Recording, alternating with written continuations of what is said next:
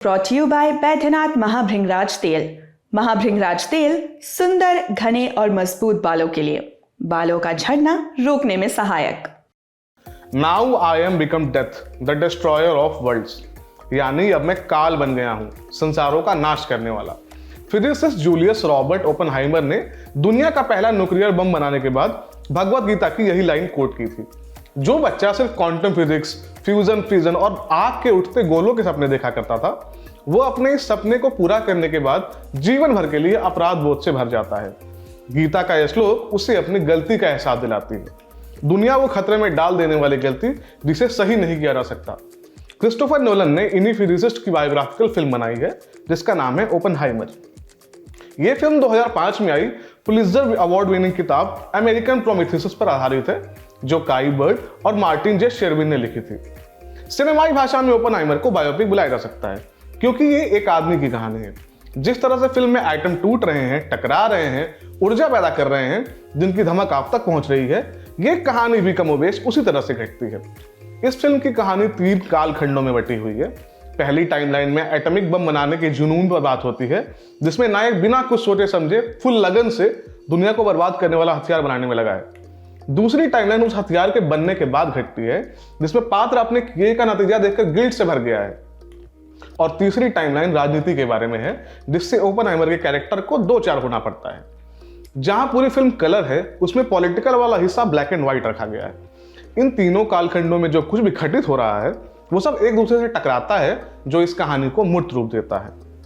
Oppenheimer की कहानी 1920 से शुरू होती है, जहां एक स्टूडेंट क्वांटम मैकेनिक्स की दुनिया में क्रांति लाना चाहता है। उसके बाद ये कहानी उसके प्रौढ़ावस्था में प्रवेश करती है, जब वो बर्कली में पढ़ाना शुरू करता है। दुनिया भर के दिग्गज वैज्ञानिकों, साइंटिस्टों से मिलता है। उसके सामने एक नई दुनिया खुलती है। यहाँ वो कम्युनिज्म से रूबरू होता है, जो आगे चलकर उसकी जर्नी का अहम हिस्सा बनती है। ये सब चल ही रहा था कि दूसरा विश्व युद्ध शुरू हो जाता है। नाजियों ने दुनिया का सबसे शक्तिशाली बम बनाने का नुस्खा ढूंढ लिया। अगर उन्होंने ये बम पहले बना लिया तो दुनिया को बर्बादी होने से कोई रोक नहीं सकता। अमेरिका चाहता है कि वो नाजी जर्मनी से पहले उस बम को विकसित कर ले। ऐसे में मैनहट्टन प्रोजेक्ट शुरू किया जाता है, जिसकी कमान सौंपी जाती है लेफ्टिनेंट जनरल लेस्ली ग्रोव्स को। इस प्रोजेक्ट को हेड करने के लिए ग्रोव्स जो हैं, वो रॉबर्ट जे ओपेनहाइमर को चुनते हैं। उनके ही नेतृत्व में दुनिया भर के वैज्ञानिकों की टीम मिलकर एटम बम बनाती है। 3 साल की मेहनत के बाद दुनिया का पहला एटॉमिक बम बनकर तैयार हो जाता है।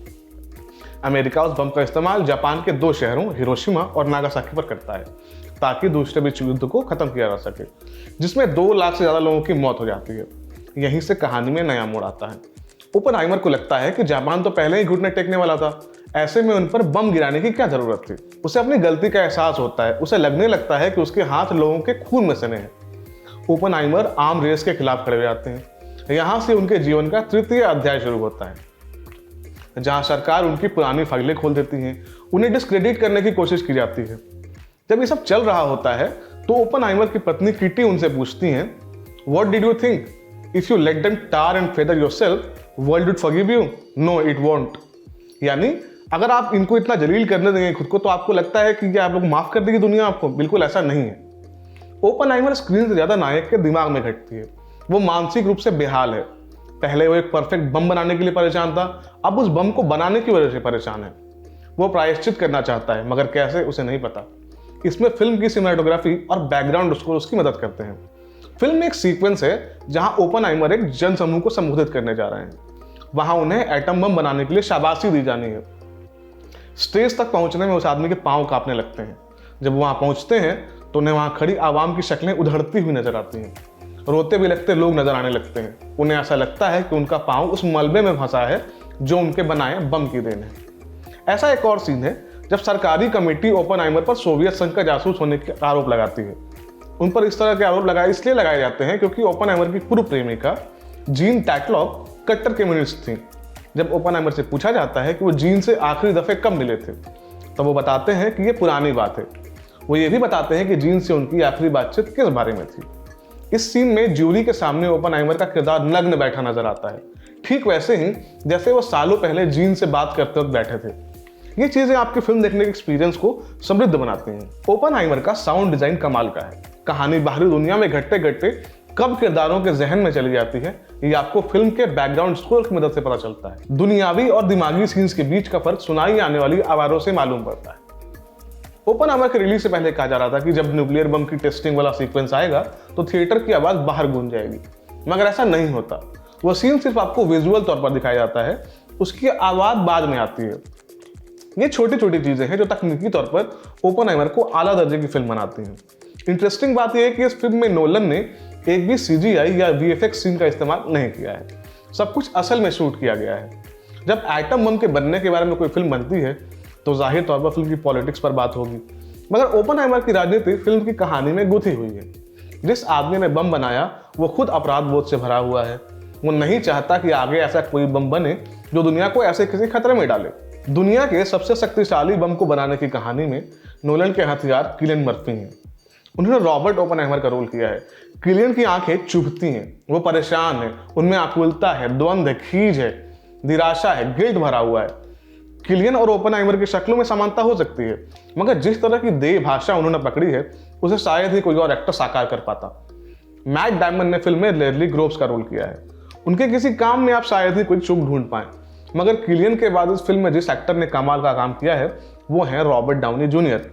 रॉबर्ट को यूजुअली जो है आयरन मैन के लिए जाना जाता है, मगर रॉबर्ट ने इस फिल्म में लेविस स्ट्रॉस का रोल किया है। स्ट्रॉस पहले AEC यानी एटॉमिक एनर्जी कमीशन के अध्यक्ष थे। इसी डिपार्टमेंट की देखरेख में प्रोजेक्ट मैनहट्टन चल रहा था, मगर स्ट्रॉस ओपनहाइमर से चिढ़ जाते हैं और वही उन्हें डिस्क्रेडिट करने के लिए एक कमेटी का गठन करते हैं। इस किरदार में रॉबर्ट डाउनी जूनियर पहचान में नहीं आते। इस फिल्म में उनका काम इतना शानदार है कि अभी से ऑस्कर की रेस में उनका नाम शामिल किया जाने लगा है। फ्लोरेंस प्यू ने ओपनहाइमर की पूर्व प्रेमिका जीन टैटलॉक का रोल किया है। वहीं ओपनहाइमर की पत्नी कैथरीन उस कैटी का रोल किया है एमिली ब्लंट ने। एमिली को फिल्म में थोड़ा सा स्क्रीन टाइम मिला है।